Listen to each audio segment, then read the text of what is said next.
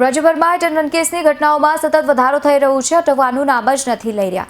તેવા સમયમાં ભાવનગર વલ્લભીપુર હાઈવે પર વધુ એક હિટ એન્ડ રન કેસની ઘટનાનો બનાવ સામે આવ્યો છે, જેમાં ચમારડી નજીક બે યુવાનને કોઈ અજાણ્યા વાહને અડફેટે લેતા બંનેના ઘટના સ્થળે જ મૃત્યુ થયા છે.